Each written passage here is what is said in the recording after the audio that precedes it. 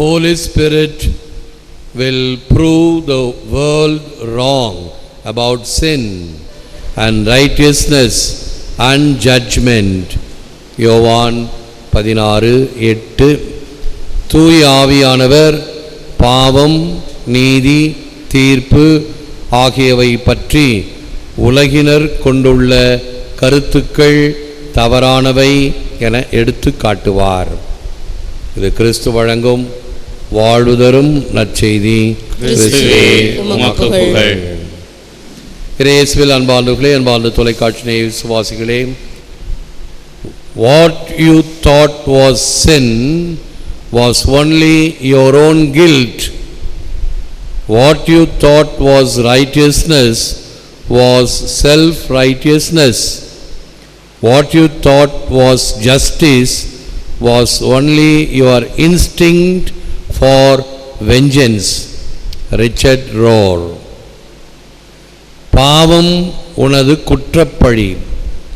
தான் தூய்மையாக கருதுவதே தூய்மை, பழிக்கு பழி என்னும் இயல்பூக்கமே நீதி என்பது உனது கணிப்பு.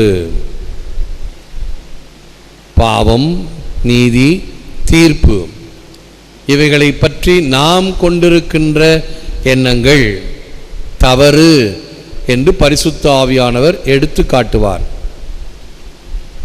உதாரணமாக, மதத்துக்காக, மொழிக்காக, இனத்துக்காக அல்லது ஜாதிக்காக கொலை செய்வது என்பது தவறல்ல என்பது ஒரு தவறான கருத்து.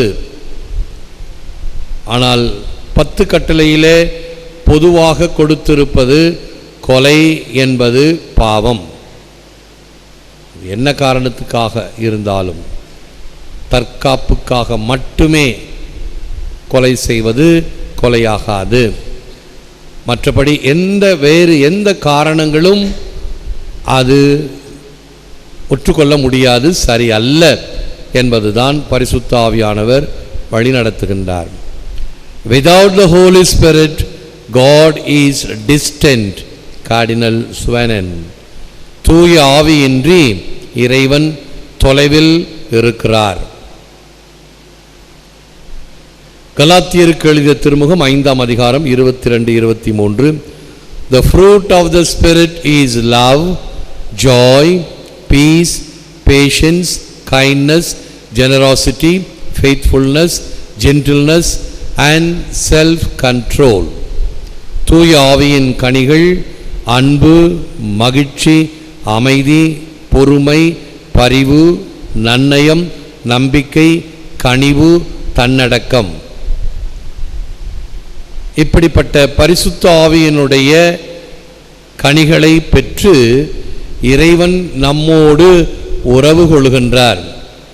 The intervention, divine or human, still comes to free us or make us see the situation in a more favorable light.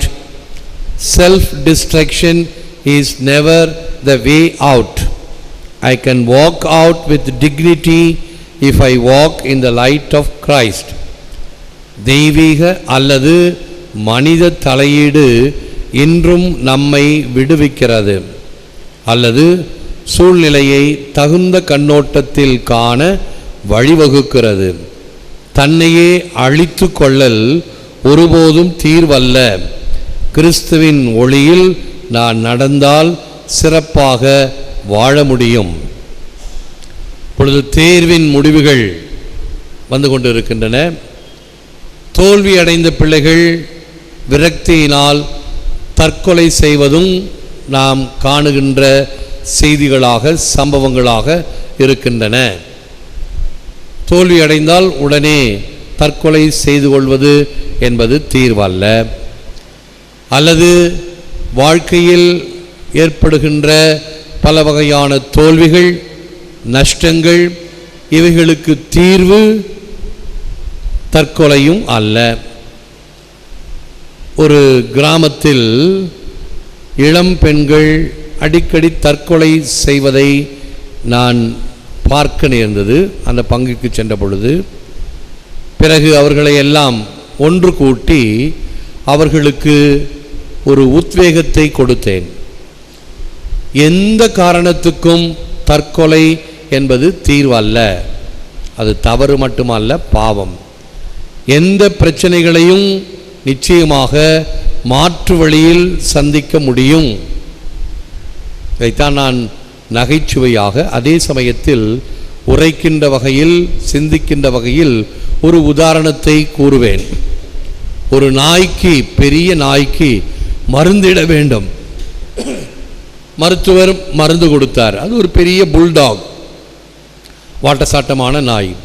ஆகவே வீட்டிற்கு கூட்டி வந்து அந்த வீட்டில் இருப்பவர்கள் எல்லாம் அதனுடைய கால்களை பிடித்து கொண்டு வாயை பலவந்தமாக திறக்க வைத்து மருந்தை ஊற்றினார்கள். கொஞ்சம் மருந்து வாய் உள்ள போச்சு, மீதி மருந்து கீழே சிந்தியது. சரி போதும் என்று நாயை விட்டு விட்டார்கள். உடனே அந்த சுதந்திரம் பெற்ற நாய் தன்னை ஒரு முறை குலுக்கி கொண்டு உடனே கீழே சிந்தி இருக்கின்ற மருந்தை நாவால் நக்கியது. அடாடா, இப்படி தெரிஞ்சிருந்தா இந்த மருந்தை நாய்கிட்ட நீட்டி இருக்கலாம், நாய் சுலபமாக நக்கி இருக்குமே, நான் இப்படி பலவந்தப்படுத்தியிருக்க தேவையில்லையே. நாம் நினைத்தோம் இதுதான் மருந்து கொடுக்கின்ற முறை, ஒருவேளை நாய் மருந்தை சாப்பிடாது என்று பலவந்தமாக ஊட்டப்பட்டது. அது நாம் நினைத்த வழி. ஆனால் சாதாரணமாக இப்படியும் ஒரு வழி இருக்கிறது என்பதை அவர்கள் கண்டுகொண்டார்கள். அப்படி எந்த ஒரு பிரச்சனைக்கும் தீர்வு உண்டு. வேறு வகைகளிலே சிந்தித்தால் அல்லது பெரியவர்களினுடைய ஆலோசனையினால், கவுன்சிலிங், அனுபவப்பட்டவர்களை கலந்து ஆலோசித்தோம் என்றால் நிச்சயமாக அதற்கு வழிவகை உண்டு. நேற்று ஒரு குடும்பம் என்னை சந்திக்க வந்தது. அடிக்கடி இப்படி வருகின்றார்கள். திருமண பிரச்சனை என்றால், அதுவும் ஒரு பார்ட்டி, பையனோ பெண்ணோ பிற மதத்தை சார்ந்திருந்தால் என்ன செய்வது என்று நமக்கு தெரிந்ததெல்லாம் திருச்சபை முன்னால் கொடுத்த சட்டம், ஞானஸ்தானம் வாங்க வேண்டும், அதற்கு படிக்க வேண்டும், பயிற்சி செய்ய வேண்டும். அந்த பிள்ளை அதற்கு தயாராக இல்லை, அந்த குடும்பத்தாரும் அதற்கு இணங்கவில்லை. என்ன செய்வது என்று கையை பிசைந்து கொண்டு தெளிவின்றி வந்த பொழுது அவர்களுக்கு ஒரு தெளிவை கொடுத்தேன். திருச்சபை எப்பொழுதும் நல்ல வழி காட்டுகிறது. டிஸ்பாரிட்டி ஆஃப் கல்ட் என்று ஒரு உத்தரவை ஆயரிடமிருந்து பெற்று அவர்களுக்கு திருமணம் முடிக்கலாம். அதை நீங்கள் பல வகைகளிலே செய்யலாம். ஒருவேளை 2 பேரும் வெளிநாட்டிலேயே இருந்தால் அங்கேயே அந்த உத்தரவு எல்லாம் வாங்கி திருமணம் செய்வதற்குரிய அந்த தகுதியான சான்றிதழ்களை பெற்று வந்தால் உலகத்தில் எந்த கத்தோலிக்க கோவிலிலும் திருமணம் செய்யலாம் என்று தெளிவாக விளக்கமாக என்ன செய்ய வேண்டும், எப்படி செய்ய வேண்டும் என்று விளக்கி சொன்ன பொழுது கடைசியில் சொன்னார்கள், குழம்பிய நிலையில் வந்தோம், நாங்கள் பெரிய அந்தஸ்தில் இருக்கின்றோம், எங்களுடைய பிள்ளைக்கே இப்படி என்றால் என்ன செய்வது என்று குழம்பி போயிருந்தோம். நீங்கள் கொடுத்த இந்த தெளிவான சிந்தனை மகிழ்ச்சி மட்டுமல்ல, ஒரு நிறைவையும் தருகிறது. அப்படியே செய்கிறோம் என்றார்கள். பிரச்சனைகள் வரும் பல வகைகளிலே, குடும்பத்திலே, சமுதாயத்திலே. அவைகளை எப்படி எதிர்கொள்கின்றோம், அதைத்தான் என்கவுண்டர் என்று சொல்லுகின்றோம். என்கவுண்டர் என்று சொல்லும் பொழுது இப்பொழுது போலீஸ் பாஷையில் அது சுட்டு தள்ளுவது. ஒரு ரவுடியையோ ஒரு குற்றவாளியையோ அவன் அராஜகம் செய்து கொண்டிருக்கிறான், எதற்கும் அடங்க மாட்டேங்கிறான், கோர்ட்டில் கேஸ் பெற்றாலும் உடனே ஜாமீன் வாங்கிறான், அவனுக்கு பின்புலம் நிறைய இருக்கிறது. ஆகவே போலீஸ் என்ன செய்யும், வேண்டுமென்றே என்கவுண்டரில் போட்டு தள்ளி சாகடிச்சிடும். அது ஒரு குறுக்கு வழி. ஆனால் இவைகளை விடுத்து வேறு வழிகளும் உண்டு என்பதை நாம் சிந்திக்க முடியும். இந்த என்கவுண்டர் என்பது இறைவனை சந்தித்தல், நல்ல அறிவுரைகளை சந்தித்தல், இவைகளின் வழியாக என்னுடைய பிரச்சனையை எப்படி நான் சரி செய்து கொள்வேன். இதற்கு மிக மிக முக்கியமாக நமக்கு உதவுவது தூய ஆவியானவர். ஆகவே அவரை பற்றிய நற்செய்தி, அவரை பற்றிய விழா என்னும் 2 வாரங்களில் நாம் கொண்டாட இருக்கின்றோம். அந்த பரிசுத்த ஆவியானவர் நம்மிலே இருந்து செயல்பட நாம் அவரிடம் ஜெபிப்போம். முழந்தாள் இருப்போம். Come, Holy Spirit, let the fire of your love burn in my heart. Let me desire only what is pure, lovely, holy and good and in accord with the will of God. And give me the courage to put away all that is not pleasing in your sight.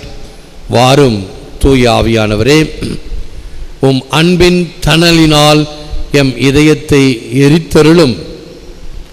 தூய்மையானதும் அன்பானதும் நன்மையானதும் பரிசுத்தமானதும் இறை சித்தத்திற்கு உரியதையும் ஆசிப்பேனாக. உம் பார்வைக்கு விருப்பமில்லாத யாவற்றையும் விட்டொழிப்பேனாக.